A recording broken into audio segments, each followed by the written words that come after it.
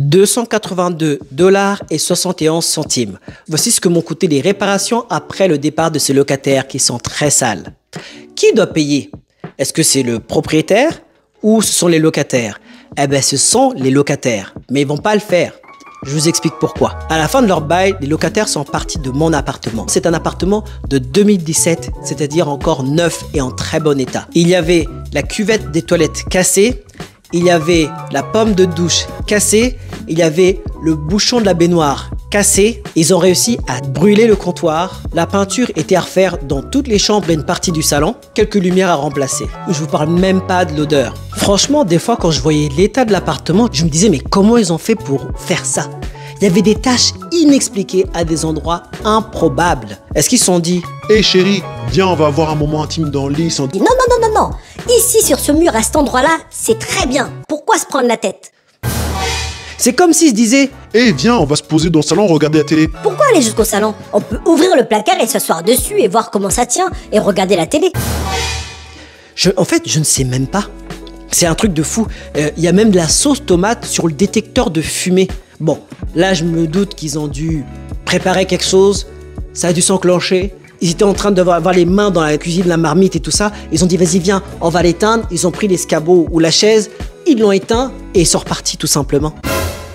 Des taches incroyables. Je trouvais même du scotch mis dans des endroits sans rien. À l'intérieur des placards. Du scotch à l'intérieur des placards. Je sais pas si c'est une technique. Du scotch sur les prises. Je sais pas encore. Parce que ça bloque le froid en hiver. Peut-être parce qu'il fait trop froid ici. Scotch sur les prises. Du scotch sur le plafond. Je dis, mais quoi, tu mettais des posters sur le plafond? Non, j'ai pas compris. Des fois, je nettoyais, je regardais, je me disais, mais comment ça pue Franchement, c'est important de filtrer les locataires et vraiment de prendre des locataires qui sont propres. C'est comme le lien qui apparaît juste ici qui vous explique que en changeant de locataire, vous pouvez prendre beaucoup plus d'argent malgré l'augmentation de loyer.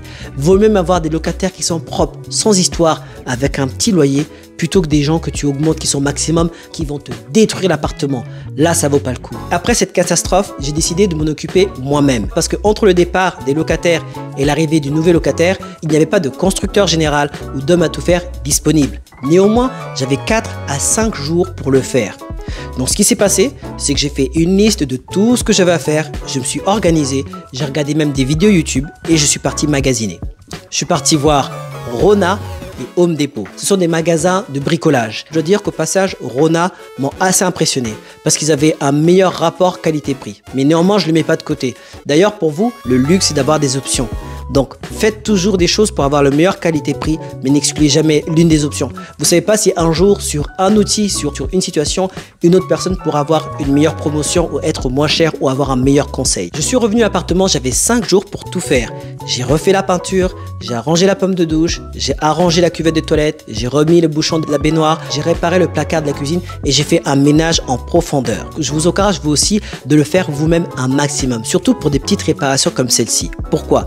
Quand vous commencez en tant qu'investisseur, on n'a pas tous 10, 15, 20 000 à mettre dans des réparations comme celle-ci. On a besoin de garder de la trésorerie au cas où il y a vraiment un coup dur.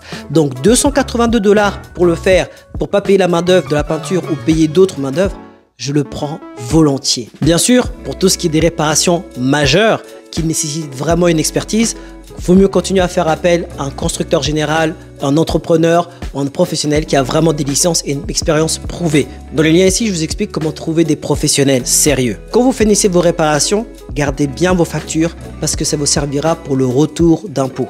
Un retour d'impôt bien exécuté, c'est le secret aussi de la richesse. Je vous mets le lien qui vous parle des impôts juste ici. N'hésitez pas à la consulter pour vous mettre à la page. $282,71. Voici ce que ça m'a coûté. La question c'est combien vous pensez que ça m'aurait coûté tout ça si j'aurais demandé à un professionnel?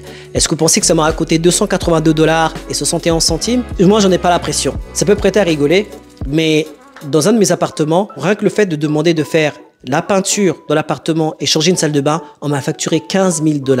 À la base, je vous le dis, je ne suis pas manuel. On le devient avec le temps. C'est assez facile avec YouTube. Astuce pour vous. Bref, maintenant, comment vous pouvez vous permettre vous aussi pour faire des réparations vous-même sur 5 jours ou une semaine?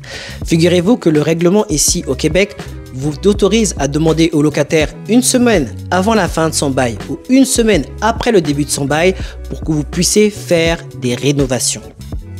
En général, les locataires acceptent. Pourquoi? Parce que si jamais ils refusent, ils vont rentrer dans un appartement qui n'est pas forcément propre et qui n'est pas forcément réparé. Et ça sera sûrement à eux de le faire. Moyennant qu'ils redonnent la facture au propriétaire, bien sûr. Mais c'est quelque chose qui est vraiment très apprécié. Et vous n'avez pas à faire une réduction de loyer pour ça, j'insiste. Maintenant, qui doit arranger l'appartement à la base? C'est le locataire.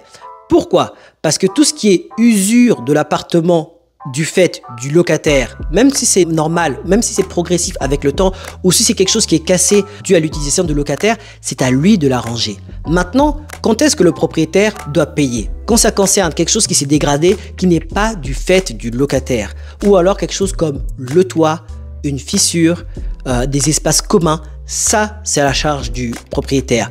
Mais ce que j'ai mentionné en amont, c'est le locataire qui doit payer. Maintenant, pourquoi les locataires ne le font pas? Ils savent très bien que, en général, le propriétaire ne peut pas les obliger à payer. Et en général, il y a une mauvaise conception et pensent que c'est au propriétaire de l'arranger. Ce n'est pas le cas. C'est du vécu. Même les locataires qui l'ont fait, quand j'en aurais parlé, ils ont dit oui, mais après ils ont fui. Pourquoi moi je le fais? Tout simplement parce que si je devais attendre que quelqu'un me donne 200 $ ou 300 $ ou le montant qu'ils me doivent pour faire les réparations, le locataire qui arriverait serait mécontent. Et ce n'est pas quelque chose que je veux faire, c'est pas mon image. Pourquoi aussi il ne peut pas les obliger à payer? Parce que moi, pour les obliger à payer, l'étape c'est quoi? C'est d'aller au tribunal administratif du logement. Il faut que je paye 80 $ pour ouvrir le dossier. Payer 80 $, sachant que si jamais on traite le dossier et le temps qu'il soit délibéré et comme donne gain de cause, il peut se passer 1 an à 2 ans. Est-ce que ça vaut vraiment le coup? Pas du tout. Les locataires le savent ça. Donc voici pourquoi ils fuient en général. Maintenant aussi, même si j'obtiens gain de cause et qu'on dit, le juge dit voilà, Gérard doit payer 282 $ et 71 centimes pour les rénovations que je lui ai fait il y a 1 an ou 2 ans. S'il ne veut pas payer, il n'y a rien qui va le forcer à payer. À moins que j'engage un huissier maintenant. Engager un huissier, ça a un coût. Comme si aussi, pareil, si j'engage aussi un avocat derrière. Tout ça, ça a un coût. Donc, il y a un prix auquel ça vaut le coup de se battre et des fois, ça vaut pas le coup de se battre. Par exemple, je sais qu'il y a un constructeur général qui m'a dit que son locataire lui doit entre 10 000 et 15 000 $. Pour des sommes comme ça vaut le coup de se battre. Mais des fois, quand vous faites vos calculs, franchement, tout ce temps perdu, vous mieux faire les réparations vous-même, garder la facture et les inclure dans vos impôts à la fin de l'année. Donc, quand vous regardez bien, 80 $ plus les honoraires du huissier, plus possiblement les honoraires de l'avocat, plus le temps que vous allez passer dessus, c'est trop. Et par contre, le montant, ça dépend des personnes, ce qui vaut le coup, vaut pas le coup. Il y a même des personnes qui savent qu'ils vont perdre de l'argent, mais qui le font quand même pour donner une leçon aux locataires, parce que quand c'est comme ça, ils ont un dossier qui est ouvert au tribunal administratif du logement que les autres propriétaires peuvent voir au moment d'une enquête. Ou alors, ils se disent que même si je perds de l'argent, je sais que lui aussi ça va l'impacter. Il y en a qui ont le temps et cet argent-là, personnellement, j'ai pas ce temps. Le temps, c'est de l'argent. Tous les avocats me l'ont dit, c'est une astuce pour vous, demandez un chèque annulé à tous vos locataires quand vous signez le bail.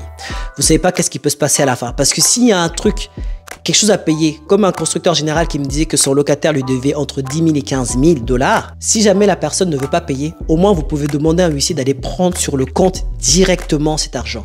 Ça met tout le monde d'accord. Pour résumer, quand vous avez des réparations à faire, faites-les vous-même, surtout si elles sont mineures. Ça vous permettra d'économiser un 10, 15 000. Si vous avez des réparations à faire, demandez au locataire une semaine de marge afin de pouvoir anticiper les imprévus et livrer un produit de qualité. Comparez avec tous les magasins de bricolage et prenez le meilleur sur ce moment-là pour avoir un meilleur qualité-prix sans pour autant en exclure un pour les prochains travaux. Si jamais il y a des réparations à faire, sachez qu'est-ce qui est de votre responsabilité ou de la responsabilité du locataire et jugez vous-même si le montant nécessite que vous alliez au tribunal administratif du logement ou alors que vous laissez tomber, que vous gérez les choses vous-même.